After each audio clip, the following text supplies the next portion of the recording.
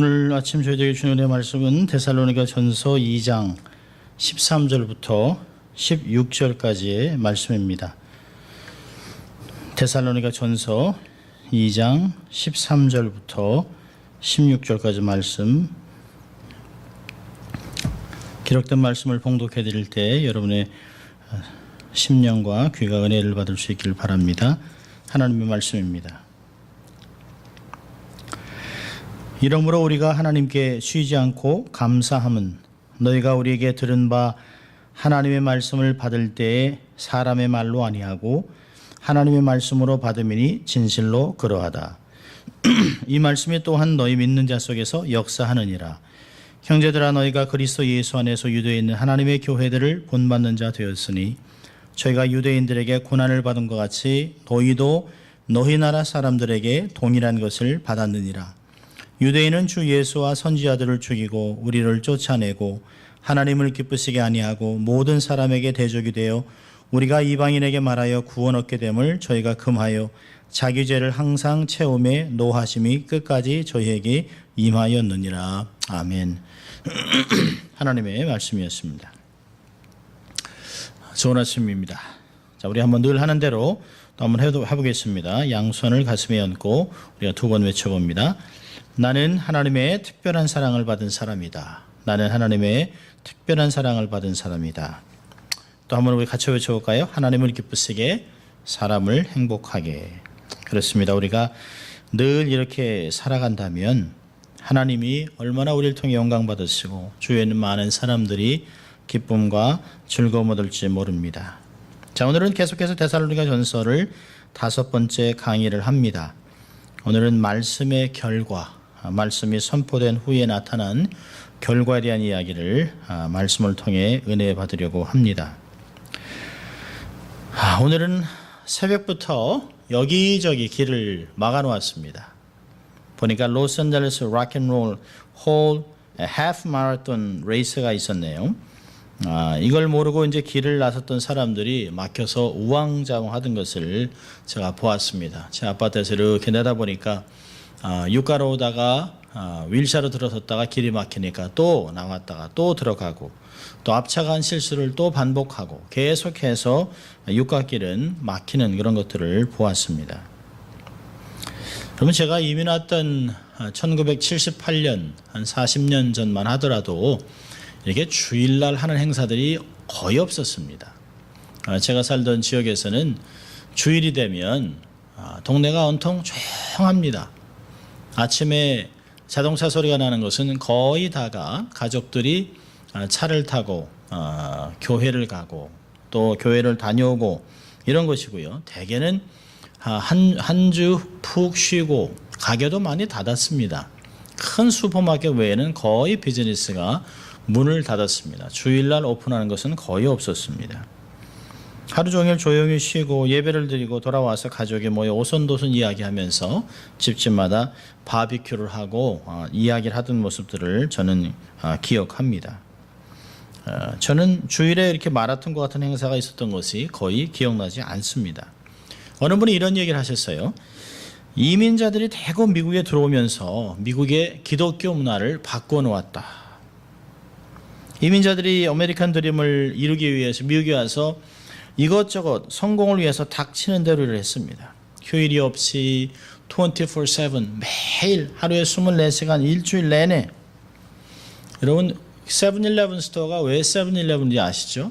원래 아침 7시에 열어서 저녁 11시에 닫기 때문에 세븐일레븐이었습니다. 근데 이 비즈니스가 일본 사람이 이 세븐일레븐을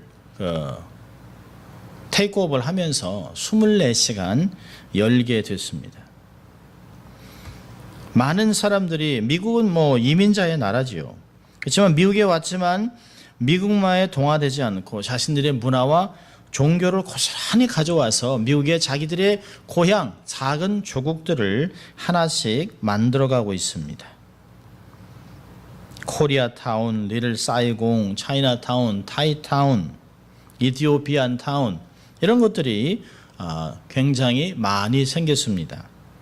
그럼 한인타운을 보십시오. 코리아타운, 얼마나 분주한지 모릅니다. 제가 사는 지역에는 밤 8시, 코리아타운 중심가에 사는데요.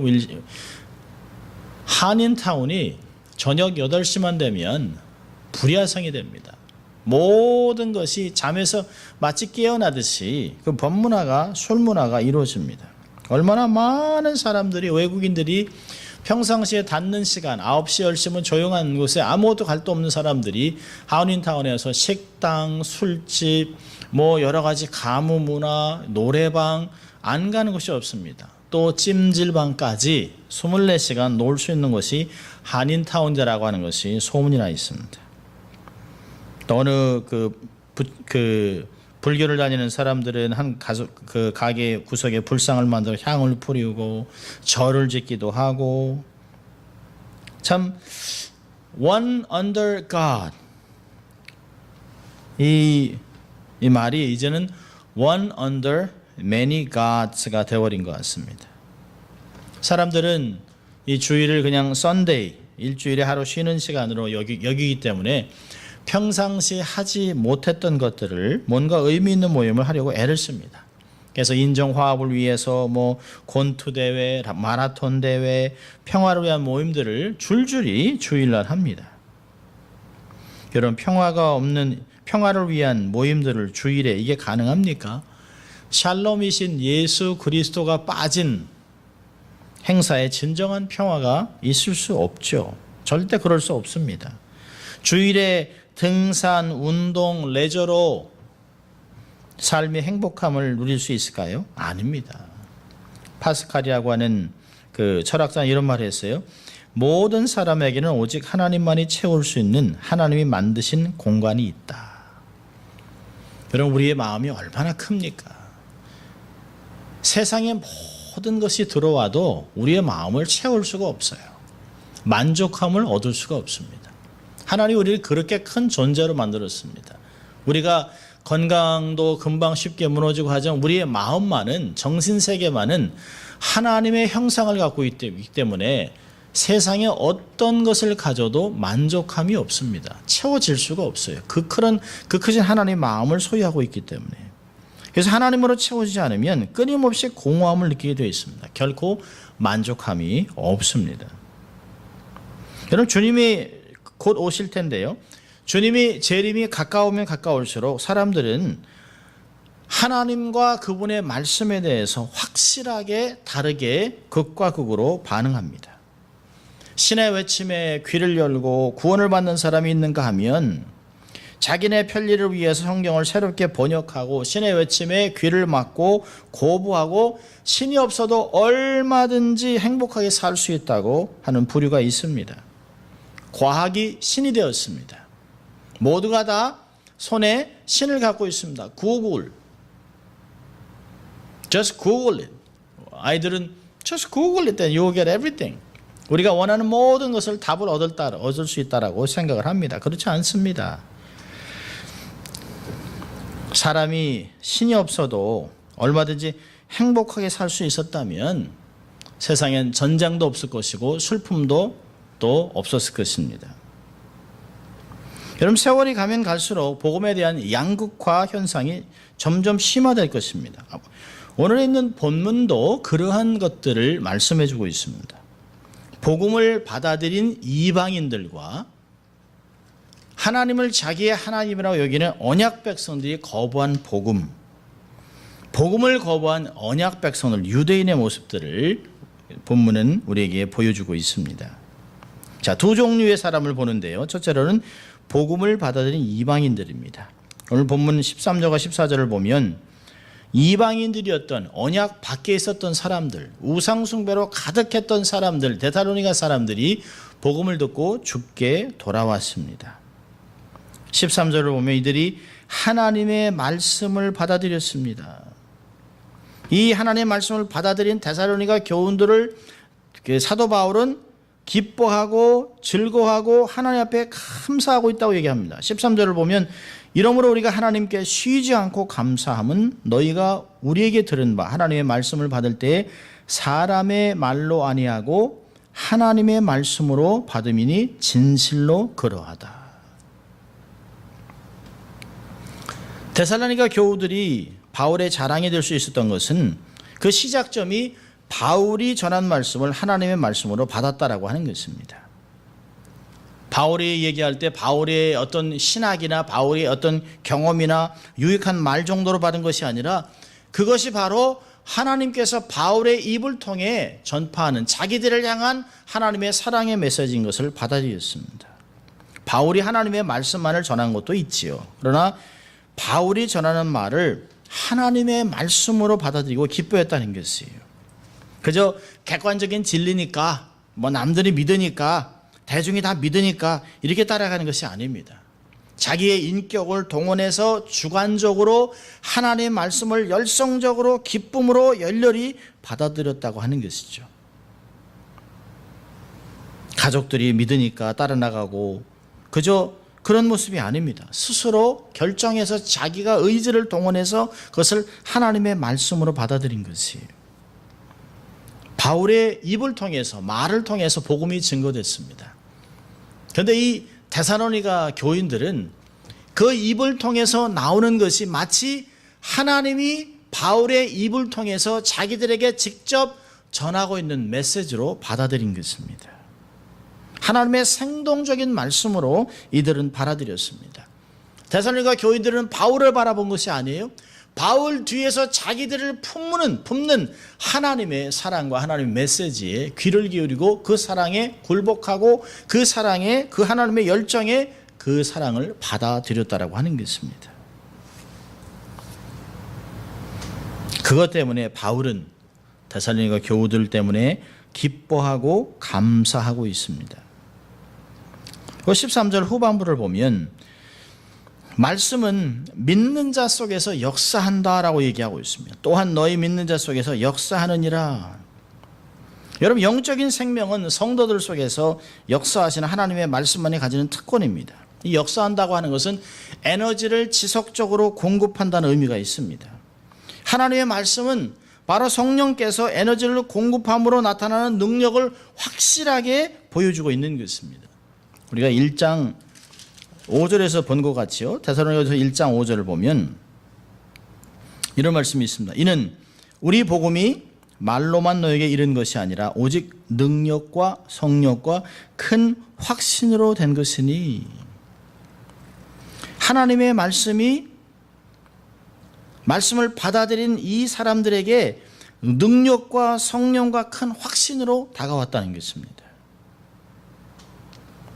구원 얻는 사람들에게 하나님의 능력이 되었다라고 고린도서 1장 18절에 하시는 말씀이 그대로 이들 안의 삶에 입증된 것이죠. 여러분,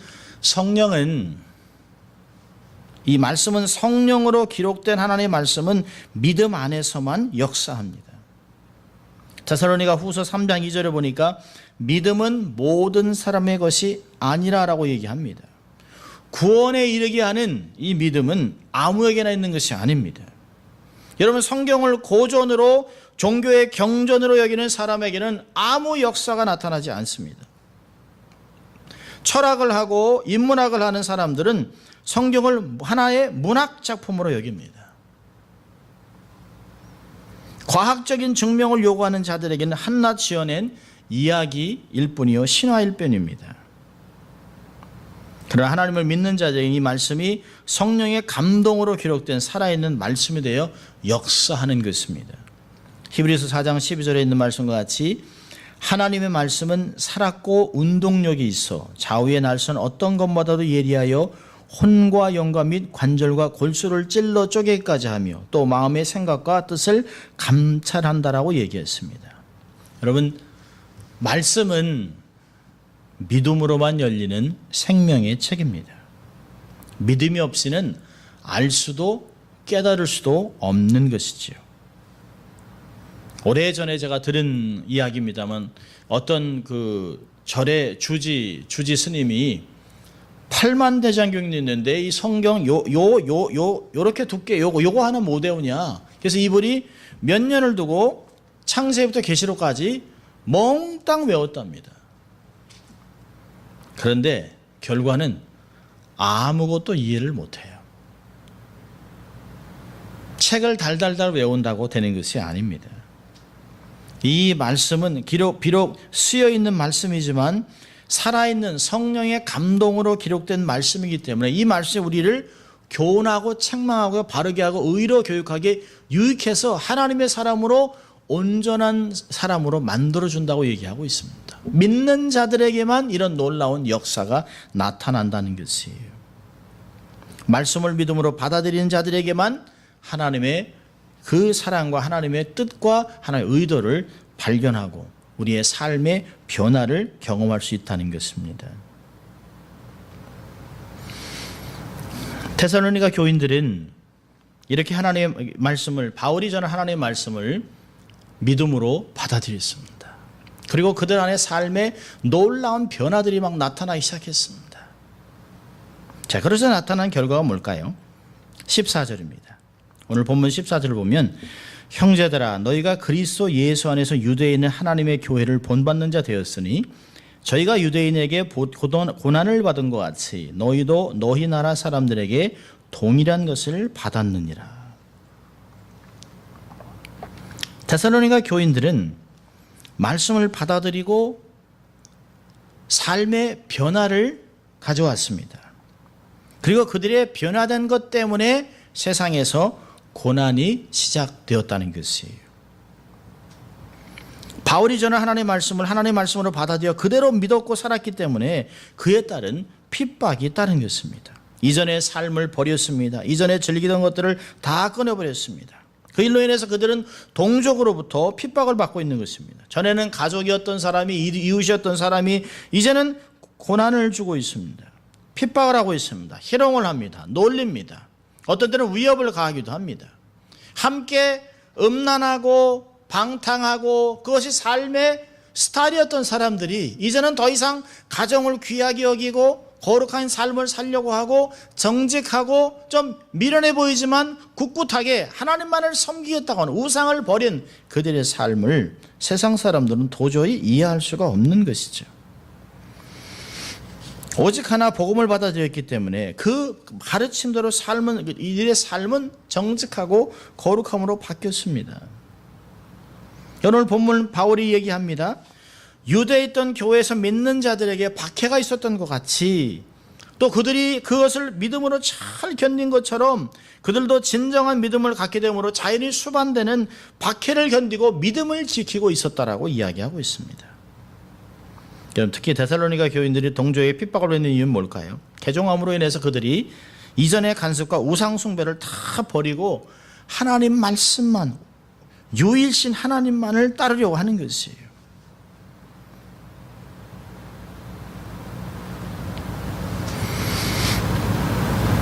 이방 문화 속에서 살아온 사람들에게 예수 그리스도를 영접하는 일은 상당히 어려운 일입니다.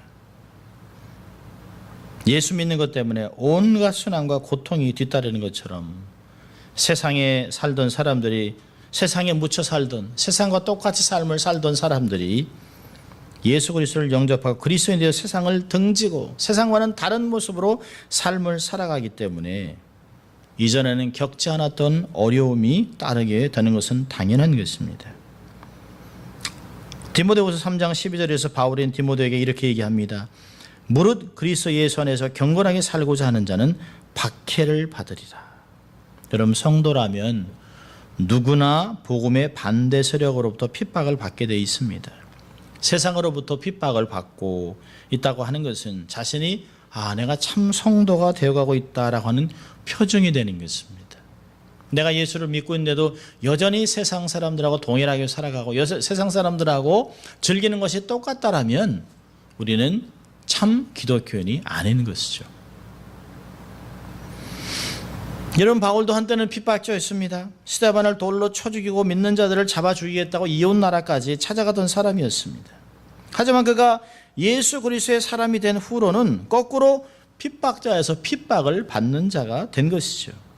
그러게 그는 복음과 함께 따라오는 박해와 고난에 대해서 누구보다 너무너무 잘 알고 익숙한 사람입니다.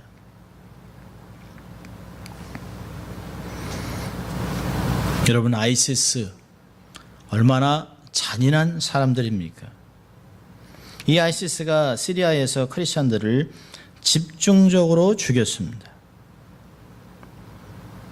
얼마 전에 그 ISIS 대원들로부터 정말 기적적으로 탈출한 사람이 고백한 내용을 듣고 읽은 적이 있었습니다. 이 ISIS 대원들이 2년 전 시리아에 있는 기독교 마을을 점령했습니다. 이곳은 한 200명들이 다 100% 기독교인들이 공동체를 세워서 교회를 다니고 믿음 생활을 하는 그런 마을입니다. 근데 이들이 기독교 마을을 점령하고 모든 사람들을 모아서 그들 앞에서 믿음을 버리고 무슬림이 되라고 강요했습니다. 그리고 그들이 거부하자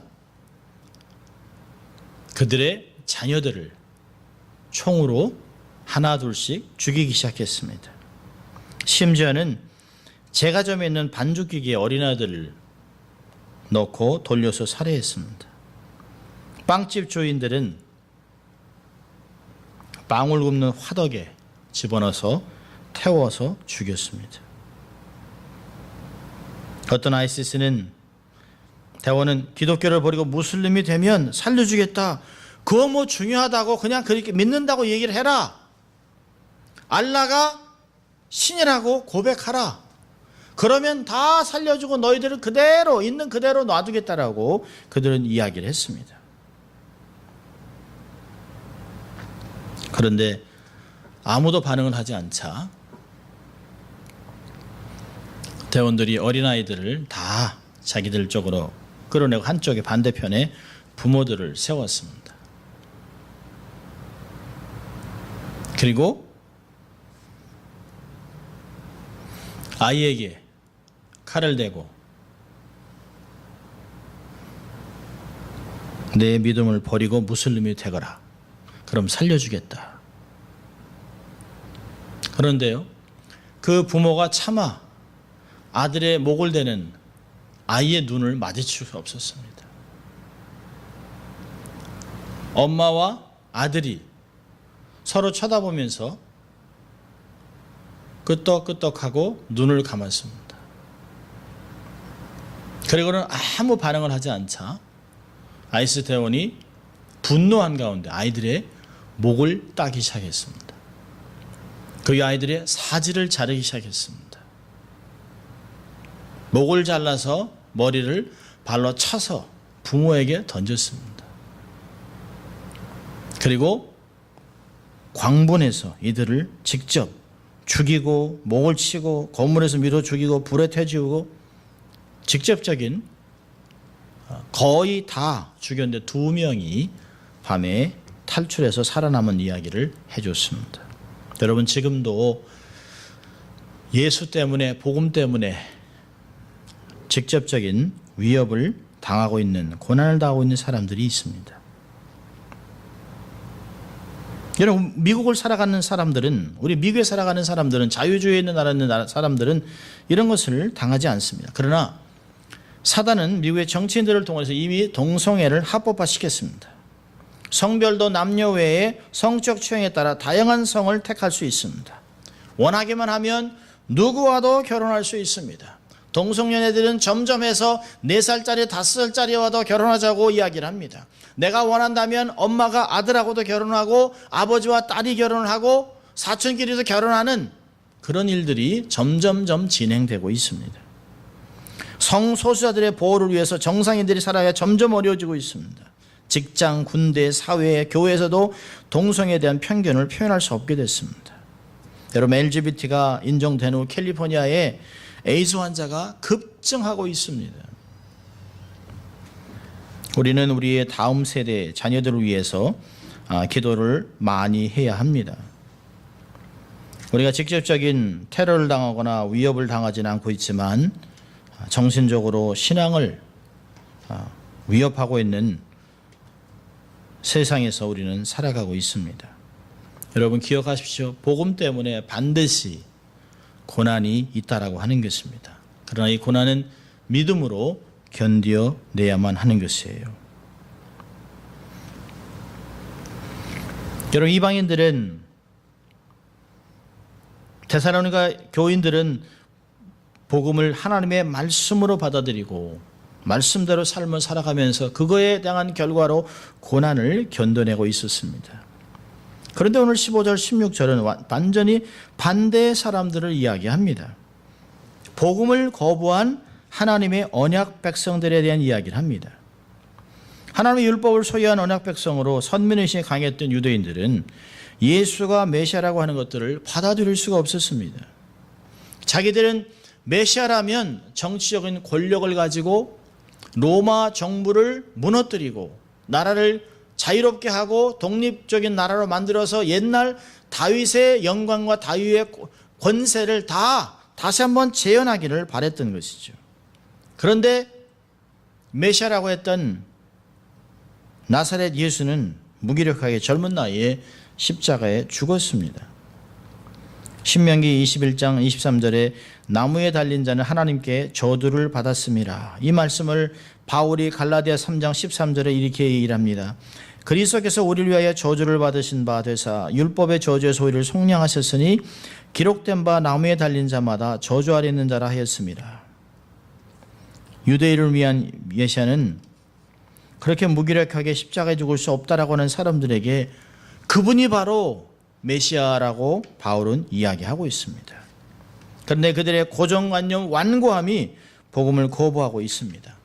아까 말씀드린 것 같이 믿음은 모든 사람의 것들이 아닙니다.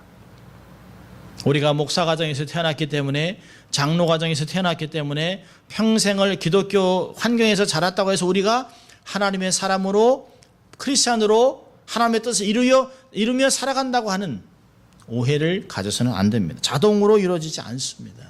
절대로 그렇지 않습니다. 여러분 유대인들을 보십시오. 이들은 율법을 소유한 사람들입니다. 하나님의 언약 백성들입니다.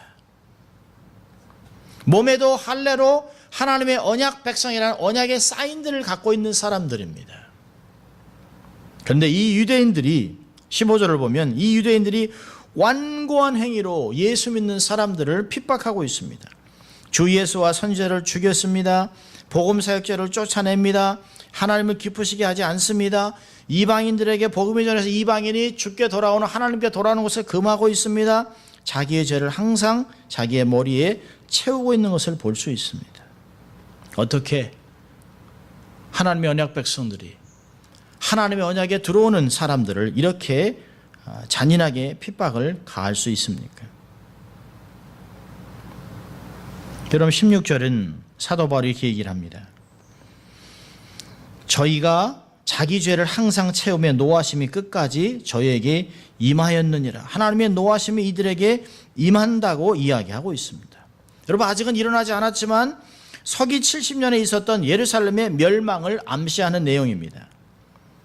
예수님이 다가오는 하나님의 심판에 대한 말씀들이 많이 있었습니다. 예수님이 이런 말씀하셨어요. 하나님의 나라를 너희는 빼앗길 것이다. 너희 집이 황폐해 버린 바 될 것이다. 예루살렘의 딸들아 나를 위해 울지 말고 너의 자녀를 위해 울라고 이렇게 분명하게 하신 말씀들이 많은 사람들의 뇌리에 기억되고 있었을 것이에요. 이런 심판의 예언에 대한 전통이 바울 사상의 배경이었다면 유대인들이 계속해서 복음을 거절하는 것을 보고 그는 분명히 반드시 주님이 말씀하신 심판이 유대인들에게 임할 것이라고 생각했습니다. 하나님의 진노가 마침내 그들의 머리 위에 임했다 하는 말이 되는 것이에요. 여러분 결과적으로 복음을 거부하고 예수 믿는 사람들을 잔인하게 핍박하던 유대인들은 70년에 티토 장군이 성전을 무너뜨리고 예루살렘을 초토화시키면서 멸망을 맞습니다. 유대인들은 자신의 본토에서 쫓겨나서 1900년 동안 방황하면서 떠돌이로 말할 수 없는 핍박을 받았습니다. 유대인이라는 것 때문에 히틀러의 손에 600만 명이 주는 홀로코스트를 경험했습니다. 죽음을 당하고 철저하게 짓밟힌 인생을 살아야만 했습니다. 유대인이라는 것 이름 때문에 그들은 철저하게 세상에서 버림을 받았습니다. 이들은 누굽니까? 하나님의 택함을 받아 출애굽을 하고 하나님 말씀하고 언약 백성이 되어 가나안 땅에서 하나님의 영광에서 온 세상을 위한 제사장의 나라를 살아가라고 하나님께 부탁을 받은 백성들입니다.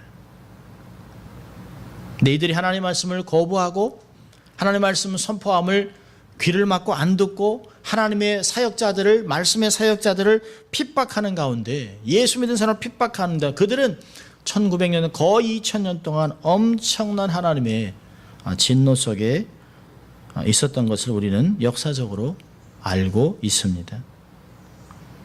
여러분, 오늘도 우리에게 기록된 하나님 말씀이 설교를 통해 선포됩니다. 우리가 듣고자 하기만 한다면 인터넷을 통해서, 복음방송, 미디어를 통해서 언제든지 24시간 말씀을 들을 수 있습니다. 나는 정말 하나님의 말씀을 듣고 싶은 열망이 생기는가? 말씀이 들려질 때 나의 반응은 어떠한가? 들려진 이 말씀들은 나에게 어떠한 결과를 가져오는가? 이 말씀에 나는 어떻게 반응하고 있는가? 오늘 이 말씀에 나는 어떻게 반응하고 있는가를 스스로 질문해 볼 필요가 있습니다. 자, 오늘 말씀을 통해서 두 가지만 교훈을 적용해 보려고 합니다. 첫째로는 마음을 옥토로 관리하십시오. 우리의 마음을 땅으로 비교할 때가 많이 있습니다. 여러분, 땅은, 빈 땅을 그냥 두면 아무것도 안 일하는 것이 아니죠. 빈 땅을 가만히 두면 거기에 잡초들이 자랍니다. 잡초에 씨를 뿌린 것도 아닙니다. 그런데 잡초가 자랍니다. 그래서 땅은 자주 관리해주고 기경해야 합니다. 사람이 자주 가서 기경하고 물을 주고 한 곳은, 그것은 옥토가 돼서 그곳에서 정말 많은 수확을 거둘 수 있는 땅으로 변하지만, 그냥 두면 잡초와 돌들이 있는 아무것도 쓸데없는 그런 땅으로 변하게 됩니다. 여러분, 마음을 부드럽게 기경하십시오. 말씀에 씨가 뿌려질 때 잘 박혀서 뿌리를 내릴 수 있도록 하세요. 마음을 강팍하게 하지 마십시오. 완고함을 회개하십시오. 부드러운 마음을 달라고 기도하세요. 믿음을 달라고 기도하셔야 합니다. 하나님의 말씀은 계속해서 전파되고 있습니다. 이전보다 더 많은 교회가 있습니다. 더 많은 크리스찬들이 있습니다. 더 많은 말씀들을 들을 수 있어요. 찬송가도 복음송도 우리가 접하기만, 원하기만 하면 우리의 삶 24시간 언제든지 말씀을 들을 때가 있습니다. 말씀이 들리는 삶이 될 수 있길 바랍니다. 마음을 기경하십시오. 절대로 하나님 말씀보다 더 높아진, 하나님보다 더 높아진 생각들을 사로잡아야 합니다. 이 세상에서 지킬 만한 것보다, 무릇 지킬 만한 것보다 마음을 지킴이라 위해서 생명의 근원이 온다라고 잠언서 4장 23절은 이야기합니다. 마음을 옥토로 관리하십시오. 자, 두 번째 교훈은 오늘이 은혜 받을 날입니다. 은혜를 받기 위해 애를 써야 합니다. 미루지 마십시오. 우리의 인생이 어떻게 될지 아무도 모릅니다. 내일은 장담할 수가 없습니다. 오늘은 어제 그렇게 사모했던 날을 보지 못하고 죽었던 사람들의 소망이었습니다. 내일 부르시면 거부해도 소용없습니다. 하나님 이것만 하고 저것만 하고 그럴 수가 없는 것이죠. 기회가 있을 때 은혜를 받아야 합니다. 기회를 만들어서 주를 섬겨야 합니다. 나에게 내세의 약속을 주시고 생명의 면류관을 준비하신 재판되신 예수 그리스도를 바라보면서 오늘도 나에게 허락하신 믿음의 경주를 잘 감당하기 위해서 말씀을 들어야 합니다. 말씀에 바르게 반응해야 합니다. 말씀대로 삶을 살아내야 합니다. 그리고 그것 때문에 오는 고난 때문에 낙심하지 말고 믿음으로 승리해서 결국에는 하나님께 상급을 받는 거룩한 백성들이 되시기를 주의 이름으로 축원합니다. 기도하겠습니다. 하나님 아버지, 감사합니다. 오늘도 저희들을 말씀으로 초청하시고 또 이 말씀을 통하여 우리가 한 주간을 말씀을 살아내는 거룩한 백성들이 될 수 있도록 도전하신 주님, 권면하신 주님 감사합니다. 하나님, 한 주간을 살아가면서 이 말씀의 아름다운 결과를 통해 열매를 맺어가는 저희들 될 수 있도록 하나님 축복하여 주시옵소서. 감사하고 예수님 이름으로 기도합니다. 아멘.